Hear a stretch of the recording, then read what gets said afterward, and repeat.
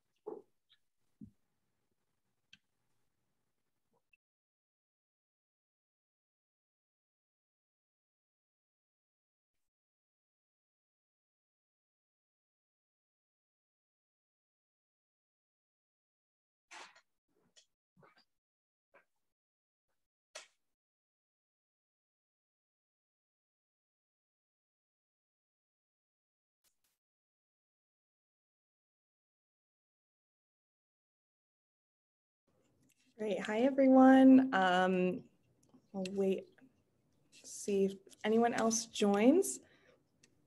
Hi, Janine. No, everyone, you are not on video. Oh, Allie just answered that in the chat. This is a webinar format, so you can see us, but we cannot see or hear you. So no worries if you're in your pajamas.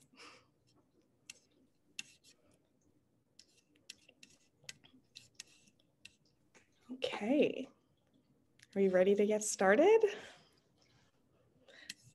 Looks like we have a pretty good number of attendees today.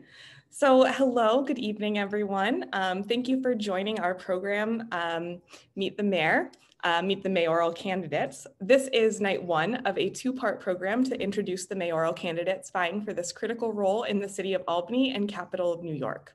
My name is Grace Giancola. I am the Assistant Director of Residence Life for the Troy campus, and I am also the chair of the Sage Votes Committee. For those of you who don't know, Sage Votes is a comprehensive, nonpartisan initiative whose mission is to promote student voter registration, voter participation, and voter awareness through on-campus and virtual activities. Our committee consists of students, faculty, and staff. We were so excited to receive the call from Jaden Brandon, who wanted to design a program that brought civic engagement to college students. Following the positive response from our programs in the fall, we were happy to help and believe in promoting voter turnout. The turnout for local elections is historically both low and less representative of community demographics. Across the US, only 15 to 27% of eligible voters cast a ballot in their local election. College voters in local races and elections face the same structural and perceptual challenges that they do in federal elections. Those barriers include lack of information on voting laws, not knowing where or how to register or vote, not having approved voter identification or needing translation or other assistance to vote. Another barrier is difficulty getting to the polls, whether because of distant and inconvenient polling locations, conflicts with work hours, and/or lack of transportation. Perceptual barriers include political cynicism, for instance, the belief that my vote doesn't matter. However, as we saw from the 2020 election, the youth vote was unprecedented. Over half of all voters under the age of 30 voted in the 2020 elections, a record figure, according to data from the Center for Information and Research on Civic Learning and Engagement at Tufts University. So that is why Sage Votes continues to deliver its mission and partner across campus to keep voter engagement at the forefront of our conversations. It was an obvious decision to partner with Jaden Brandon on tonight's program. So on behalf of the Sage Votes Committee, thank you for the opportunity to partner and provide this very exclusive program for the Sage community. So now I am pleased to turn it over to RSC 301 project co-lead, Jade Ng. Thank you so much, Grace, and thank you to the Sage Votes Committee. A student's vote A student's voice means we can share who we are and what we believe in and why we believe what we do. We have a lot of power as a student body to make change locally. We felt getting involved with the mayoral election would be the perfect opportunity to present to our class. Statistically speaking, college students play a huge role in the election process. Our vote really does matter. It's important to register, to get involved, and vote. Our educated opinion does matter. I truly believe that this class has been attentive, mindful, and reflective this whole semester. I hope that you all walk away with an open mind. I hope you are not set on a particular party. I hope that you are set on a vision of what fits closely with yours, socially, financially, intellectually, economically, spiritually, and emotionally. We are so thrilled and honored to introduce you to the City of Albany's 75th mayor, Kathy Sheehan. Mayor Sheehan is in her second term as Albany's New York mayor. She has dedicated her administration to creating a city of opportunity, leading with a commitment to equity and a responsive government that includes diverse community voices. Under Mayor Sheehan's leadership, the city has invested more than $100 million on park and infrastructure improvements across the city, with a focus in neighborhoods impacted by redlining and other discriminatory practices. Her innovative streetlight purchase and conversion program has reduced Albany's carbon emissions, improved pedestrian safety, and saved millions in taxpayers' dollars. She worked with the Common Council to enact groundbreaking equity legislation and policing reform initiatives, and has led a multi-year effort to eliminate blight and substandard housing in the city. Since Mayor Sheehan took office, Albany has seen nearly $1 billion in completed housing investments citywide, with nearly $700 million under construction or approved, and another $250 million in the pipeline. All indicators of continued historic investment in New York's capital city. Kathy Sheehan served a 4-year term as Albany's treasurer prior to being elected mayor. Before serving in elected office, she was the vice president, general counsel, and corporate secretary of a publicly traded medical device manufacturer. Kathy is a graduate of Albany Law School and Bowling Green State University. She lives in Albany's Arbor Hill neighborhood with her husband, Bob, and their pit bull terrier, Odell. Please welcome Kathy Sheehan. Thank you so much, Jade. I appreciate that introduction, and it is great to be here. I'm going to keep my remarks brief because I really would rather answer your questions and have more of a conversation.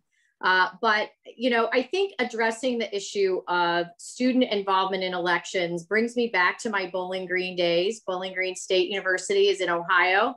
And I'm so old that when I was in high school, the drinking age was 18. And the year that I turned 18, Ohio changed the law and made the drinking age 19. It was 18 for beer and 21 for hard liquor. They changed it to 19 for everything.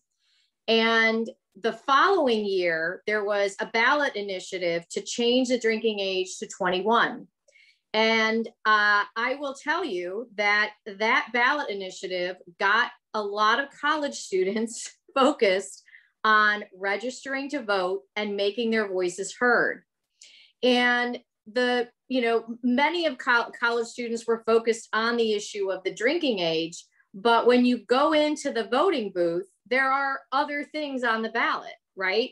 And since we undertook a huge effort to be able to register everyone on the campus, so people were voting at the university using their campus addresses, as opposed to back in their home communities where they might know people who were running for school board or running for the mayoral election or the other local elections in local offices.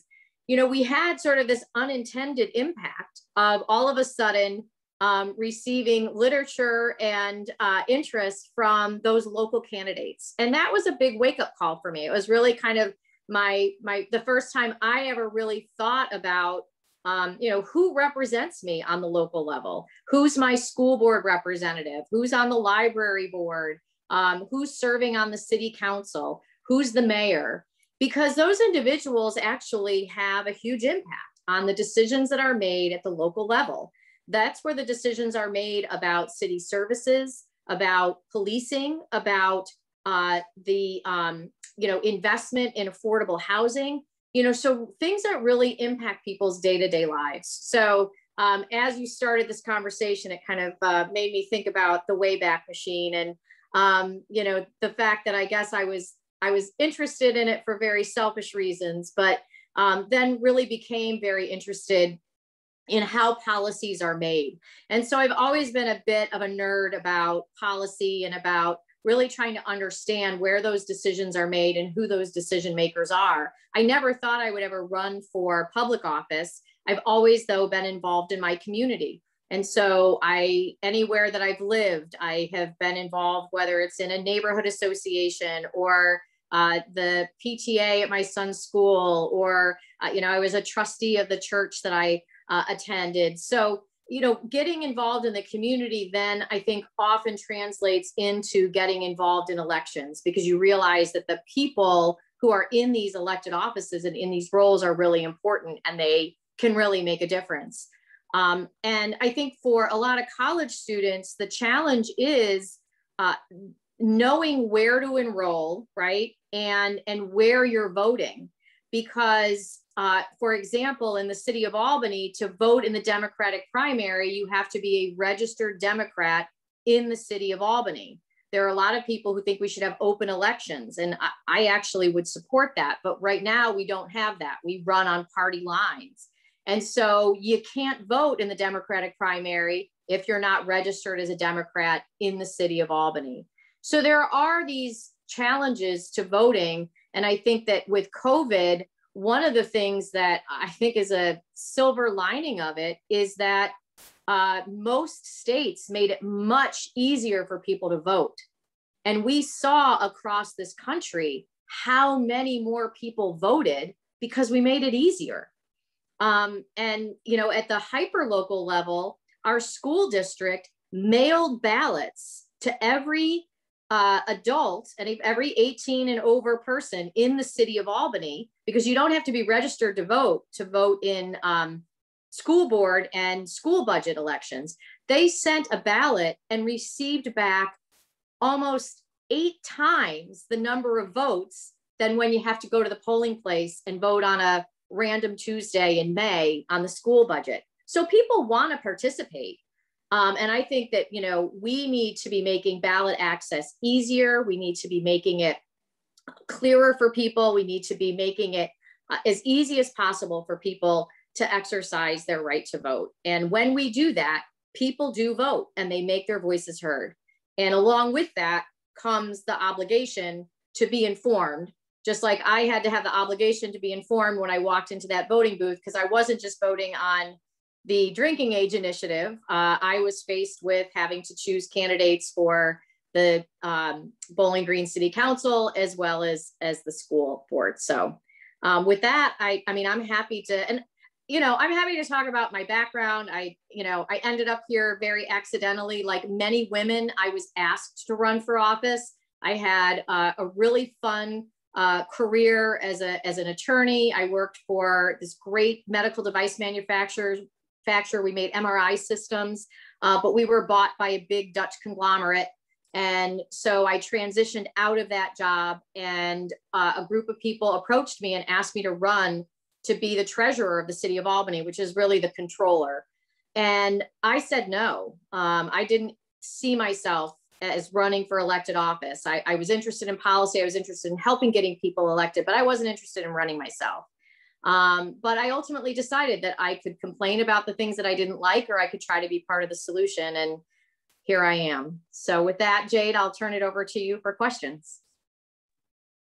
Thank you. And thank you very much for being here again. So, hey, let's jump in since we have this much time together, and I want to make sure that I leave it open to the class to be able to feel free to put their questions in the chat box too.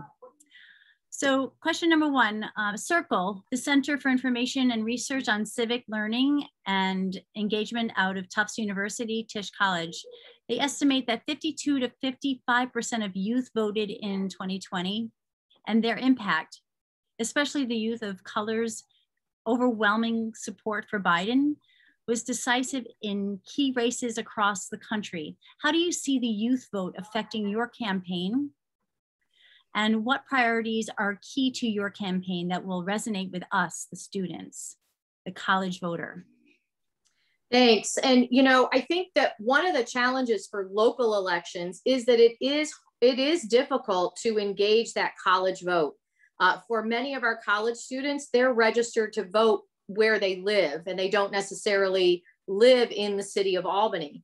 And so that makes them not eligible to vote in the local elections. They obviously can vote in the national elections, but it makes them ineligible to vote in local elections. So really step number one is thinking about where you are living and where you want to have the most influence. If you're spending most of your time in Albany, then you may want to change your voter registration to the city of Albany because you care more about the elections here than necessarily back in, you know, your hometown or wherever you came from. So knowing where you're registered is really important, but students can make a difference. There was a very competitive state Senate race that happened a number of years ago, and the Democratic candidate, it was a gerrymandered district that was drawn to be very favorable to a Republican candidate.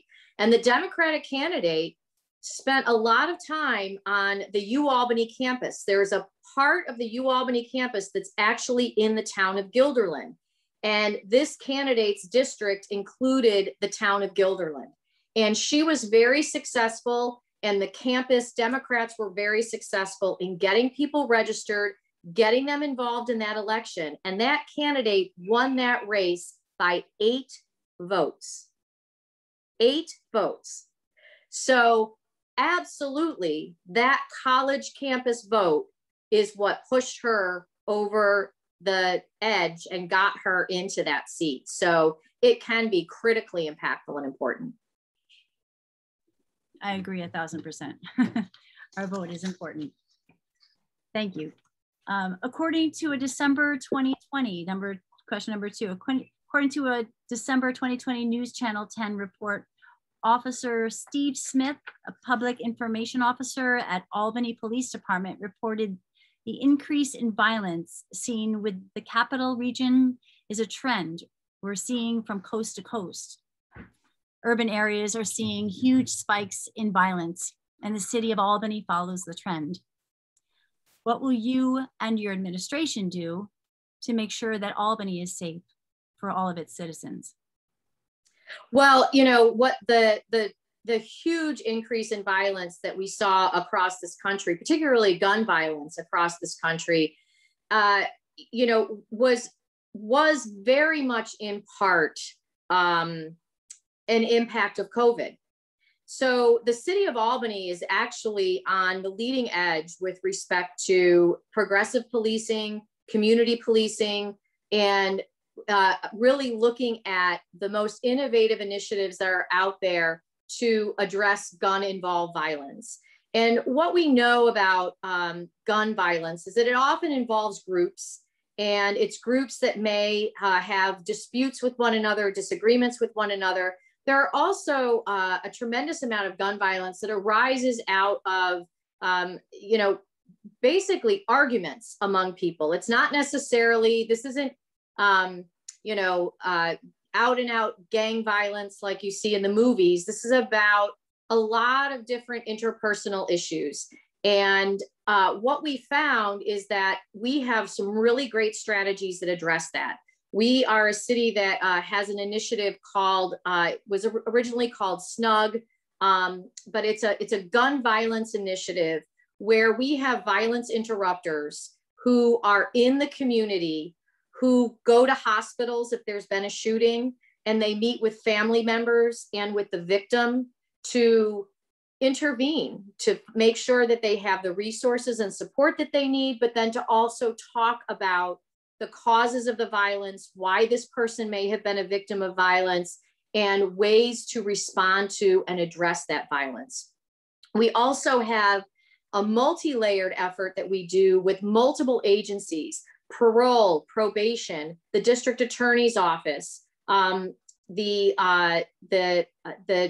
county department of social services and mental health, where we identify people who we think are at risk of being a victim of gun violence, or who we may know has engaged in gun violence.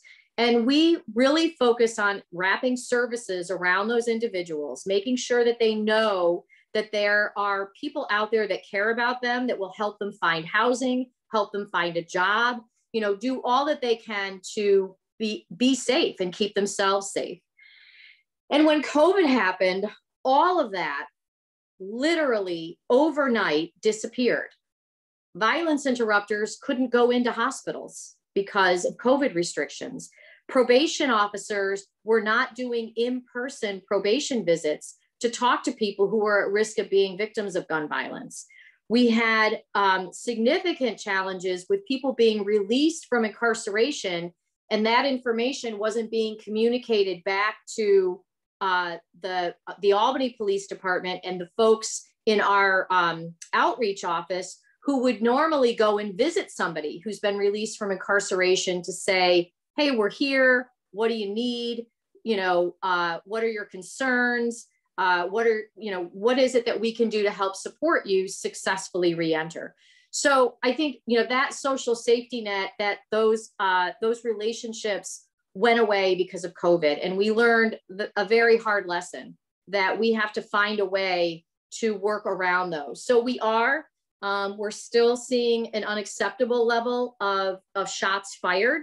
And we have an initiative underway, a gun violence initiative that someone from my office is leading. And we're developing strategies for the summer to ensure that we're doing all that we can to prevent violence in the city of Albany.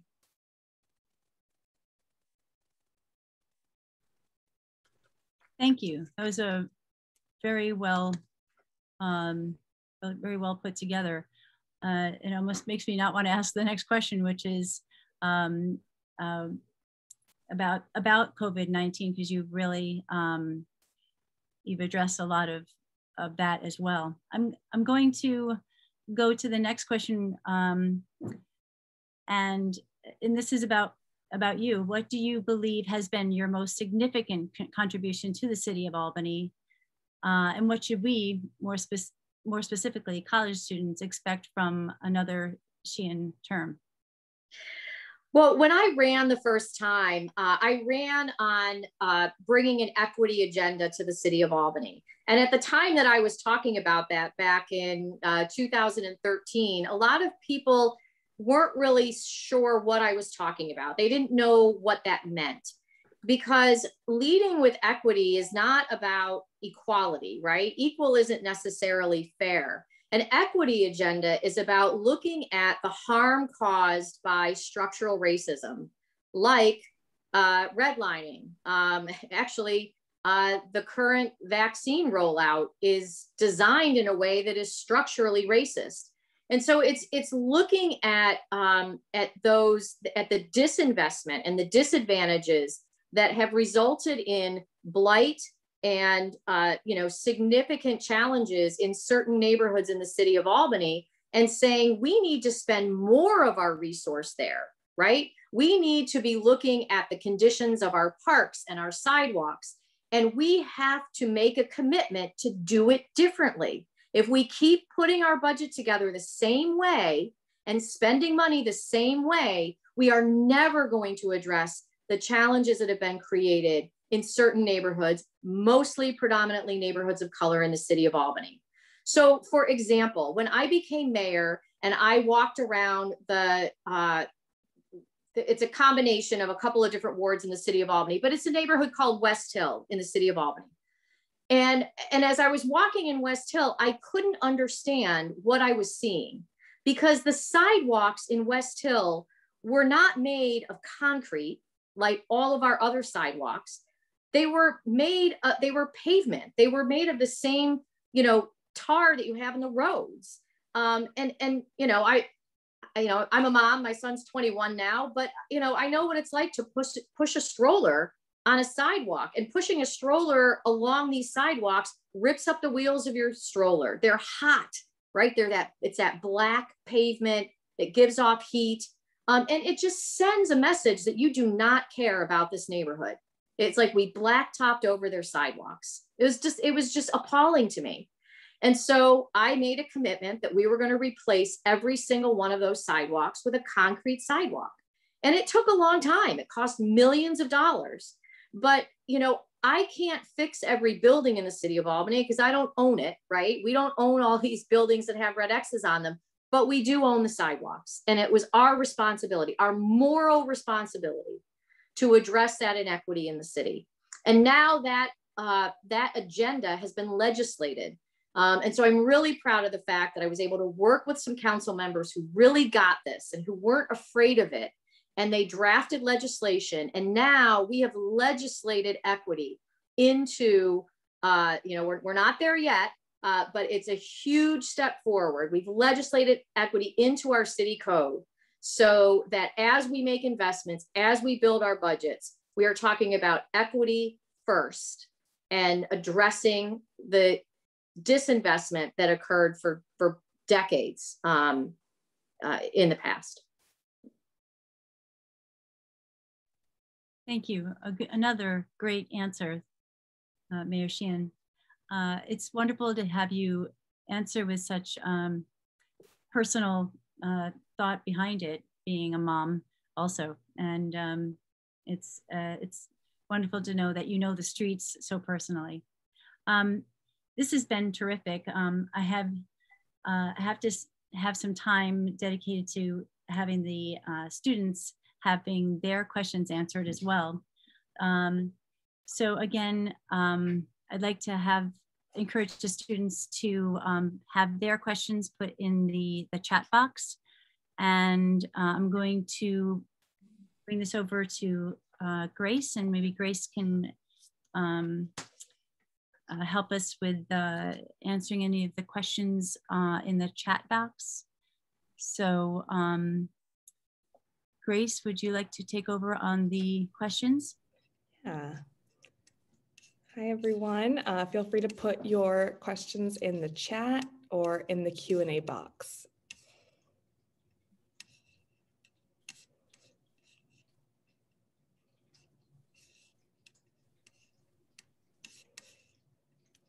We'll give them a minute, maybe they're typing. Well, while we're waiting for people to type, I think, another thing that I just can't stress enough is that getting involved in community-based organizations, getting involved in things that you care about, to me is one of the most important ways that you can, start to think about how you want to be civically engaged. And so I do think that is something that, when people ask me, how do you get to elected office, or how, what should I do? There's no one path or one right way, but I think volunteering and using the opportunity to volunteer for things that you're passionate about opens up all kinds of opportunities and new ways and new perspectives of thinking. And I love when students get involved in the city of Albany, even if it's just in a cleanup, even if it's just volunteering to come and clean up a park. You're going to meet people, you're going to learn perspectives, you're going to, you're going to start to think about the community resources where you live in a very different way. So. Awesome.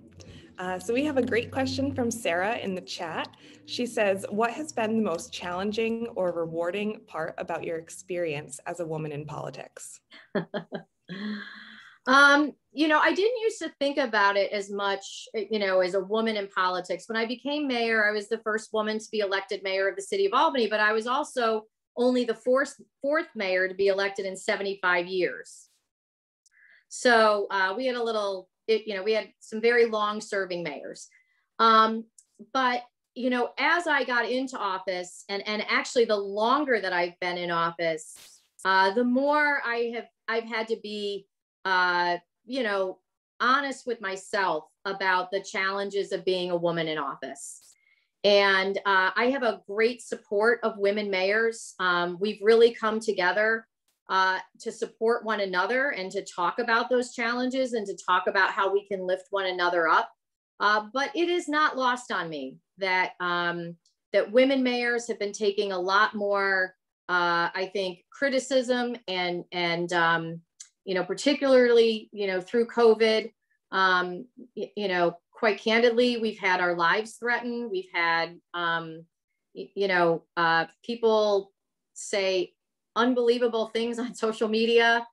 So it is challenging. And I don't say that to scare people away because I want more women to run, but we've got to stand up for one another and be very cognizant of the fact that for women in office, we are oftentimes held to a very different standard and have another layer of challenges as we seek to be leaders. But I also think that we bring an invaluable voice to the table. Our experiences are so important. Everything that we have experienced is valid and it needs to be given a voice at the leadership table. Absolutely. Thank you. Our next question is from Cassandra. Is community service still being hindered by COVID? You know, to some extent it is, but we are finding ways around it. We are organizing community cleanups. We have a lot of open space. And so, you know, as the weather gets better and we can do more things outside, that certainly has helped. We've seen incredible volunteer efforts from people who have made sure that we've been able to feed families during COVID. And that has been hugely gratifying to see that, you know, people figured it out and came up with creative ways to ensure food security for families across the region and across the city of Albany.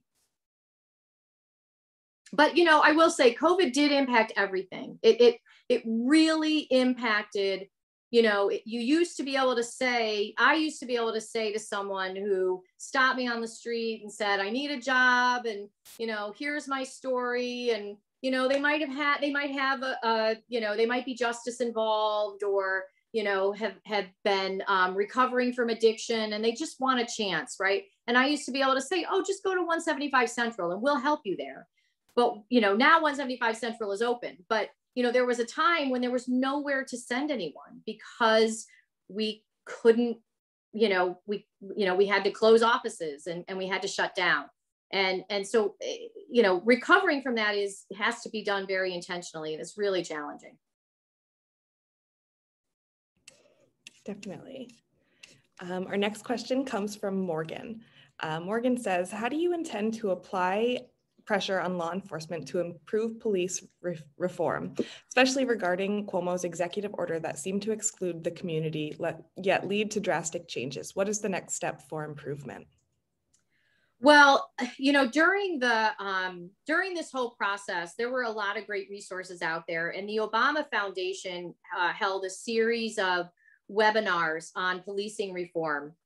And Vanita Gupta, who I knew when she was doing her work during the Obama administration, when they were creating 21st century policing strategies, you know, I heard her speak another number of times, and she would say that culture eats policy for breakfast, lunch, and dinner.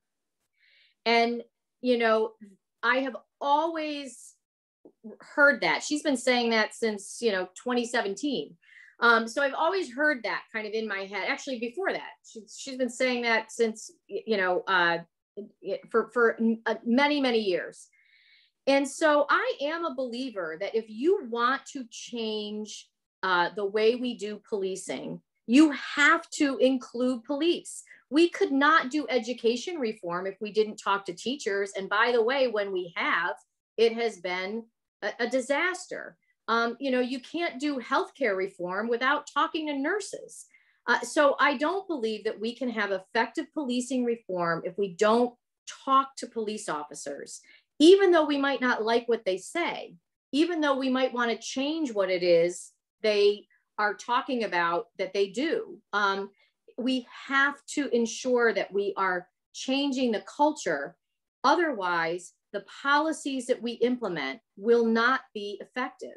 And I will tell you right now, there is a concerted effort going on across this state by law enforcement, by district attorneys' offices, to undermine raise the age and bail reform because they don't want it to succeed.